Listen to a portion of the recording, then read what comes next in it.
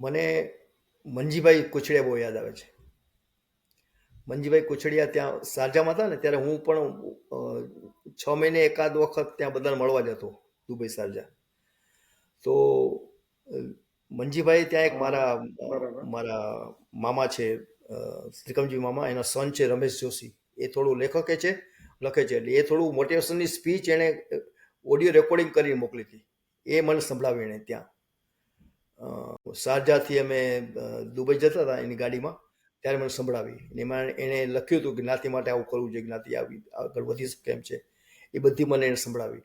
મારો તો કઝિન છે, તો ગાંધીનગર છે, પણ અમારે વાત નહોતી થઈ, પણ એમ ત્યાં સાંભળી. અને પછી જ્યારે આપણે સમૂહ લગ્નનું જે આયોજન થયું, સમૂહ લગ્ન જે આપણે શરૂ થઈ ગયા, અને મારે મસ્કત આવવાનું થયું 4 વર્ષ પછી, સમૂહ લગ્ન પછી, ત્યારે મને સામેથી કહ્યું કે પ્રણભાઈ, આજે સમૂહ લગ્નની હું જવાબદારી લેવા તૈયાર છું. એટલે અમે ત્યાં વિલાની અંદર ભેગા થયા. રામજીભાઈ ટુકડિયા મારે બનાવી, પછી જનકભાઈ સિયાણી, એ લોકોએ કન્ફર્મ કર્યું અને જવાબદારી મંજીભાઈને સોંપી.